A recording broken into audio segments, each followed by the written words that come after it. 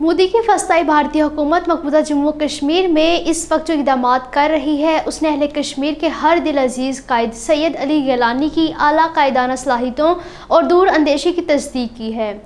سید علی گیلانی نے مقبوضہ کشمیر میں آبادی کے تناسب میں تبدیلی، کشمیری عوام کی زمینوں پر قبضے، بھارتی فوجیوں اور کشمیری پنڈتوں کے لیے الگ کالونیوں کا قیام، کشمیری عوام کے وسائل کی لوٹ مار، نئے ڈومیسائل قوانین کے اجرا، اسمبلی حلقوں کی اثر نو حد بندی کے نام پر قبل از انتخابات دھاندلی اور بھارتی شہریوں کو ووٹ کا حق دینے جیسے بھارتی اقدامات کی نشاندہی کی تھی۔ بابائے حریت سید علی گیلانی نے یہ بھی پیش گوئی کی تھی کہ ہندو کبھی بھی مسلمانوں کا بھارت میں ایک وجود اور مقبوضہ کشمیر میں مسلم اکثریت کے طور پر قبول نہیں کریں گے۔ سید علی گیلانی زندگی بھر مقبوضہ جموں و کشمیر کا پاکستان کے ساتھ الحاق کے پرجوش حامی رہے اور ہم پاکستانی ہیں، پاکستان ہمارا ہے کا نعرہ سب سے پہلے سید علی گیلانی نے ہی لگایا تھا۔ سید علی گیلانی نے تنازع کشمیر پر اپنے مضبوط موقف کی وجہ سے ایک دہائی سے زیادہ عرصہ بھارتی جیلوں میں گزارا، جبکہ زندگی کے آخری 11 برس انہیں اپنے گھر میں نظر بند رکھا گیا تھا اور دوران نظر بندی ہی 1 ستمبر 2021 کو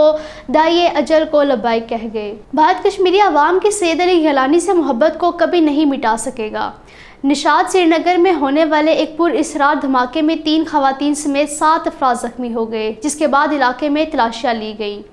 راجوری کے منڈ کوٹ علاقے میں قائم فوجی ہسپتال میں زیر علاج ایک بھارتی فوجی نائک AS ریڈی نے خودکشی کر لی۔ وہ بھارتی فوج کے 49 راشٹریہ رائفلز کے ساتھ وابستہ تھا۔ بھارتی ریاست گجرات اسمبلی میں کانگریس سے وابستہ 3 ارکان نے بھارتی صدر دروپدی مرمو کو خط لکھا ہے، جس میں ان سے گجرات حکومت کو یہ ہدایت کرنے کی گزارش کی گئی ہے کہ وہ بلقیس بانو مقدمے کے 11 مجرموں کو رہا کرنے کا اپنا شرمناک فیصلہ واپس لے۔ امریکی نشریاتی ادارے بلوم برگ نے اپنے تجزیے میں کہا ہے کہ مودی کا بھارت بانی پاکستان قائد اعظم محمد علی جناح کے خوف کا عکس بن رہا ہے اور تقسیم کے 75 برس بعد مظلوم مسلمانوں کو پسماندگی اور وحشیانہ تعصب کا سامنا ہے، جس کی پیش گوئی بانی پاکستان نے کی تھی۔